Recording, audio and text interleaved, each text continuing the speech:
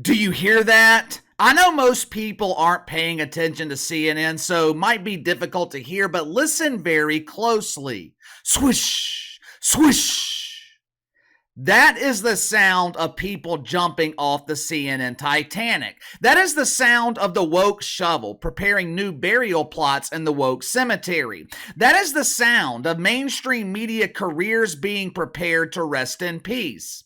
As I was drinking my coffee earlier this afternoon while researching the latest tragic news coming out of the Cemetery News Network, I was wondering, when is the last time we heard something positive about CNN? When is the last time we heard good news from the original cable news network? Have you ever seen the movie The Social Network? If not, I highly recommend it. It's about the founding of Facebook in the early days of the future plague on our country. Even though I detest Facebook, the story about the early days of the company, I think it's interesting. The book the film is based on, it's even better than the movie. There's a scene towards the end, though, where Devi and Narendra and the Winklevoss twins, they are discussing Facebook getting to the market first. Long story short, the Winklevoss twins, they had launched a website called Harvard Connection. They had Mark Zuckerberg work on the site, and they accused him of stealing their idea when he launched Facebook. During the scene, they were discussing their extreme disadvantage in competing with Facebook because Mark Zuckerberg launched first. Oftentimes, the first company to market, it will be the most successful company. It reminded me of CNN. For years, CNN had this big advantage over other cable news networks because they were the ones that launched first. Viewers, they developed habits. When big news was breaking, people automatically turned to CNN. During election cycles, people turned to CNN. Fast forward 25, maybe 30 years later, that competitive advantage, it's gone. When there are big stories breaking in the mainstream media, CNN is the last network that people think about. People on the Republican side, they'll turn on Fox News or maybe Newsmax. People on the wrong side, they'll turn to MSNBC. Those who refuse to affiliate themselves with either side, maybe they turn to something like News Nation, home of Chris Cuomo. Hey, it's me, Chrissy C. But there is not a demographic in this country that relies on CNN. How in the hell did they get here? How did the original cable news network, a network that used to be the most reliable source in media, how did CNN reach the point where they are constantly finishing in last place? If you haven't already, make sure to like and subscribe. You can follow me on Twitter at KC_BTL84. Friday afternoon, ratings were released for the month of May. Now, this was just another day for Fox News. Fox has been number one in cable news for so long, they don't even check the ratings anymore. Last month, Fox, they averaged 2 million viewers in prime time. The Evil Brood at MSNBC, 1.2 million. Meaning there's over 1 million people in this country who are willing to be indoctrinated. Now, to their credit, CNN is willing to indoctrinate them. They're at least trying. The problem is, no one is biting into the shit sandwich that CNN is serving. Last month, CNN averaged an abysmal 518,000 viewers in prime time. March of 2023, CNN set record low ratings in the key 25 to 54 demo, averaging 100,000 viewers. Last month, CNN continued their tradition of huge embarrassing failure by breaking their own record lows. In the 25 to 54 demo, the demo that advertisers covet in cable news, CNN, they averaged just 96,000 viewers. To put that number in perspective, we are talking about Bomani Jones levels of huge embarrassing failure. Matter of fact, CNN is the number one contender right now in the second annual Huge Embarrassing Failure Awards, which will be held later this year. My inside sources are telling me CNN, they have a good chance of dethroning John Biden as the biggest huge embarrassing failure in this country. Now, on the surface, the ongoing ratings struggle at CNN doesn't really make sense. For starters, we're in the middle of an election year. This is the time when ratings in cable news should be going up. Not only do we have the election, CNN also had the added benefit last month of featuring the only star at the network capable of drawing an audience. Hell, he's the only star at the entire network, and he doesn't even work there. Last month, the mainstream news cycle, it was dominated by the trial of Donald Trump. Orange Man bad! Over the past couple of years, the Trumper, he's been the only star capable of eclipsing 1 million viewers at CNN. Yet somehow, CNN found a way to set record low ratings even when they were covering the Trumper 24 hours a day. That's how bad things have gotten at this dump.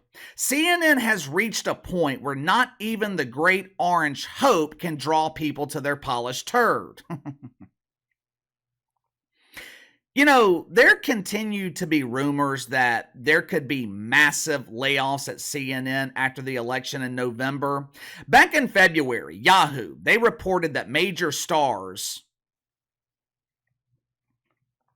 well, what CNN considers to be major stars. When I think of big stars in media, I think of guys like Tucker Carlson, Megyn Kelly. Patrick Bet-David has become a big star.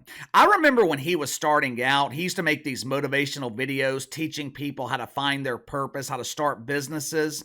Watching his videos years ago, it's one of the things that inspired me to quit my job and pursue YouTube full time.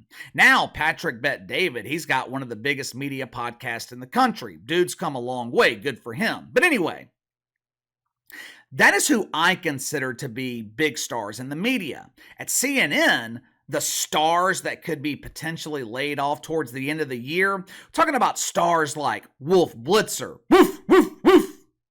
At this point, CNN would be doing him a favor if they fired Wolf Blitzer. Every time I see Woof, he looks so tired, he looks exhausted. Another aging fossil that could be fired by CNN, Chris Wallace. Who's talking to Chris Wallace? Last time I saw him, it looked like the primary care doctor for the Yentas on The View was talking to Wallace Chrissy. It appeared that he had received some healthy Botox injections. Jake the Bongo Tapper is also being considered, as well as Andy Cooper. Now, if this actually happens, I think it would be a step in the right direction. CNN is in desperate need of new voices. This network desperately needs new faces. Well, KC, haven't they tried new faces in prime time? It's just not working. You call Laura the coat handler and Abby Phillip trying? CNN pays so little attention to Abby Phillip, they forgot to put the S at the end of her last name. Putting Laura Coates and Abby Phillip in prime time, that is not an attempt to draw ratings. That is the sign of a company who is too cheap to hire real stars. While reading this report from Yahoo, I noticed a glaring omission. As I was reading through the list of failures at risk of having their woke welfare expire, I did not see Caitlyn Collins included in the list. Katie Roo! Katie Roo!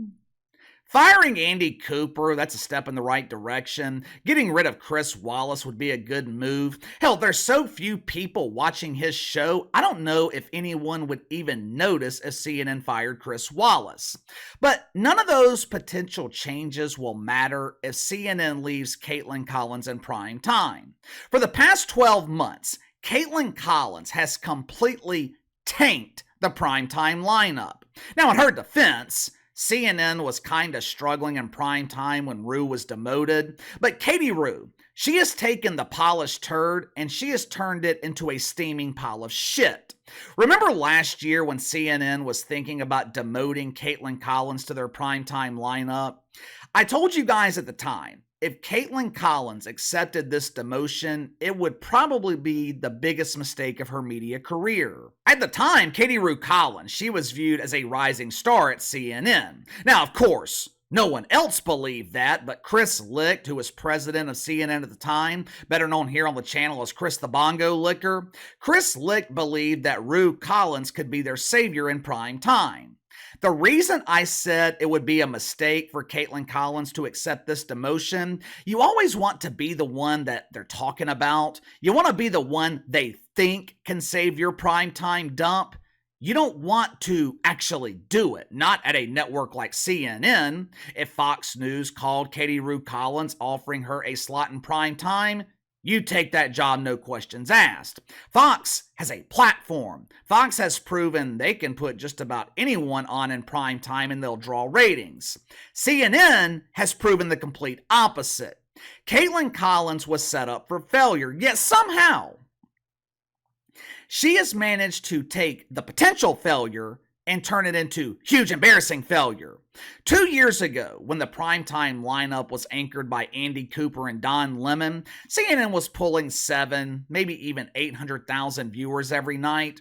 With Katie Rue, Laura Coates, and Abby Phillip, no S, that number is barely reaching 500,000. Back in October, Mark Thompson took over as the new president at the CNN dump. Now, this was CNN's third leadership change in the last 4 years. This network is like an NBA team with LeBron James. Every year, there's a coaching change. Mark Thompson, he is a veteran in the mainstream media. Former CEO of the New York Times, he ran the BBC over in England, chairman of Ancestry.com. Mark Thompson, he is used to success. 8 months at CNN, and it's been nothing but failure. His first month on the job back in October, internal staffers at CNN, they accused Mark Thompson of forcing biased coverage of the Israel-Hamas war. Now, unlike Petey Hassan at MSNBC, Mark Thompson, he didn't want CNN sympathizing with Hamas. Internal staffers at CNN, they were pissed off because he was showing what they called bias towards Israel. You know, the victims. A couple of years ago, when Chris Licht took over at CNN, I told you guys if he wanted to save the network, he had to eradicate the woke fungus. Firing the donut diva Brian Stelter and other old white dudes, that was not going to be enough. If Chris Licht wanted to save CNN, he had to eradicate the fungus from the inside. What Mark Thompson went through during his first month on the job in October, that is exactly what I was talking about. That is the reason that I said that. There's too many people at CNN who want the network to emulate MSNBC. The thing is, at this point, I really don't think it matters. At this point, Mark Thompson could clean house. He could get rid of everyone, and it still wouldn't save CNN. I don't even think Joe Rogan could save this network. It's too late. The damage has already been done. But give me your thoughts on this. CNN sets record low ratings again. To make matters worse, this is all happening in an election year when ratings are supposed to be going up. Fox News is doing well, MSNBC is performing, yet for some reason, CNN continues to struggle. Why? Is it a lack of star power, lack of credibility? Has CNN just been forgotten? You tell me. Sound off in the comments below. I'll see you guys tomorrow.